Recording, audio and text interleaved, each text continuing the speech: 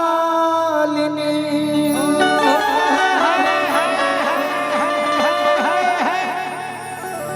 जयंती मंगला काली भद्रकाली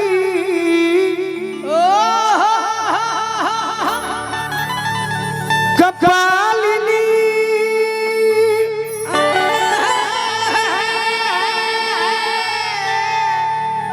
दुर्गा क्षमा शिवा धात्री स्वाहा स्वधा नमस्तुते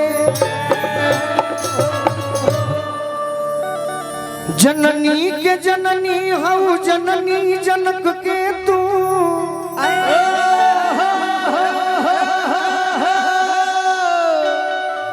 जयती जयती जयकार जग जननी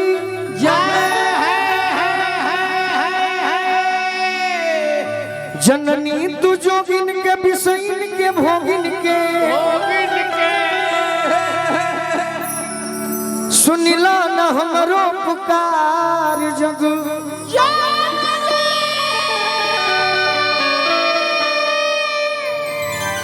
जननी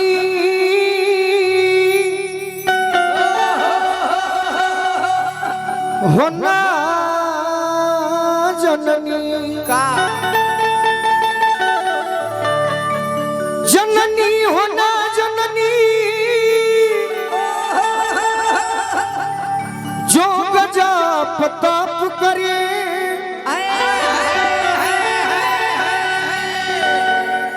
जननी न वेद हम गवार जग जननी जननी हो जाना जन्म तुआ चाहत काबा गोलू राज लैका तोहार जग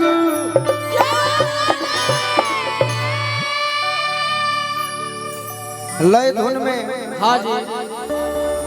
नरमुंडा भैया को माई के भजन गा दी टूटल फूटल शब्द में उखड़ल आवाज में सावन के महीना चढ़े वाला बा जे पुरनिया होई जे संगीत प्रेमी होई नौजवान भी हालांकि यह धरती के लयदार हैं सब है बाकी पुरनिया जरूर लय के सुन ले हो सावन में कजरी के बड़ी भूमिका होला अब मेहरारी को बात कहले भी मुस्कान जी तारा उत्तर प्रदेश में गवाला कैसे गोपाल राय जी गौले बनी तार बड़की बहन मालिनी अवस्थी जी गौले बनी हाँ जी कि फागुने में कोइला करार हो अरे सवनवा में ना ओइलो बोलमु जाए बाकी विरोधी कतनो लागो रहस बाकी माइये से कहल जाई हाँ जी सही बात तोहरे चलते जानत बा समाज हो अरे गोलुआ के लाज रखी हमारी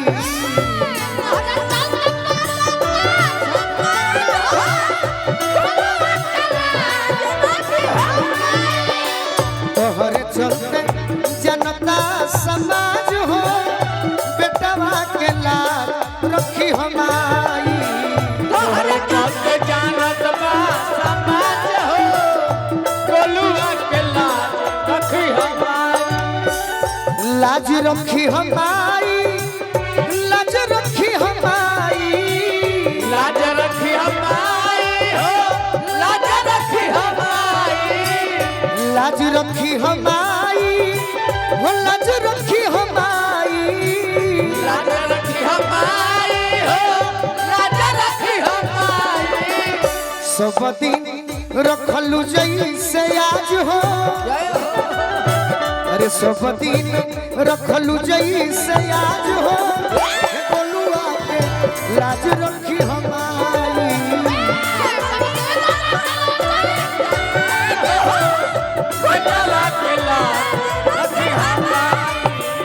सब दिन रखलू जैसे आज हो बेटवा के लाज रखी हमारी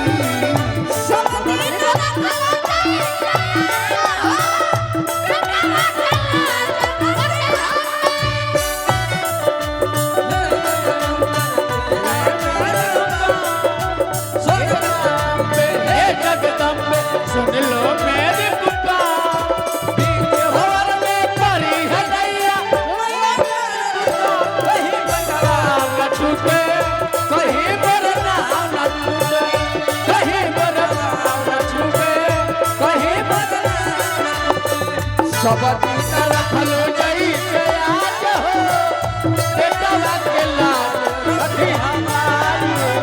सब दिन रखलो जई के आज हो बेटा के लाज रखी हमारी बहुत कहता कि है भाई ए माई निपटे गवार बनी पानी छूटले पढ़ैया छुटले पढ़ैया हो छुटले पढ़ैया गवहू के लूर ना हो गीत गवनैया गीत गवनैया हो गीत गवनैया गवहू के लूर नइखे गीत गवनैया गीत गवनैया हो गीत गवनैया साजो बाजो उखड़ल बे आवाज हो जय हो साजो बाजो उखड़ल बा आवाज हो बबुआ के लाज रखी हमारी बेटा के लाज रखी हमारी तोहरे चलते जानता समाज हो गोलुआ के लाज रखी हमारी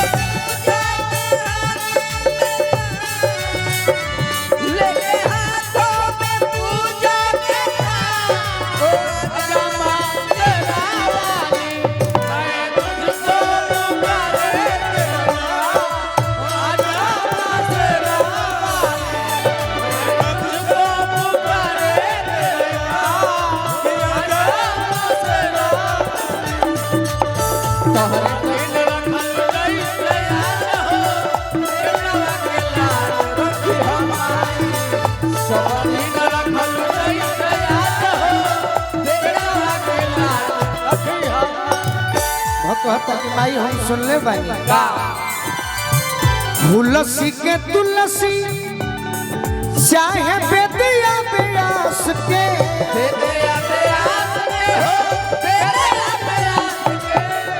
तू ही बिचरल करलू अनहर सूरदास के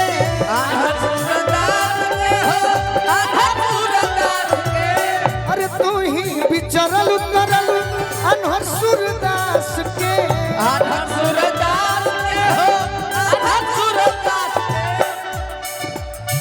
फेरलू वाल्मीकि मिजाज हो फेरलू वाल्मीकि मिजाज हो कि फेरलू वाल्मीकि मिजाज हो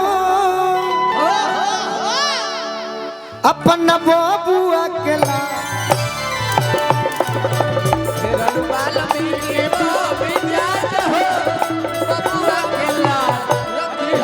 तोहरे चलते जानत बा समाज हो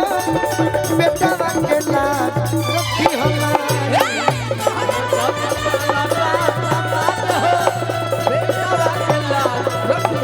तोहरे चलते जानत बा समाज हो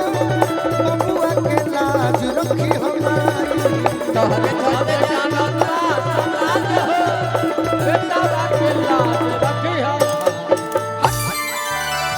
अगर भजन अच्छा लागल हो के तो तने को ताली बजा के आशीर्वाद दे दी।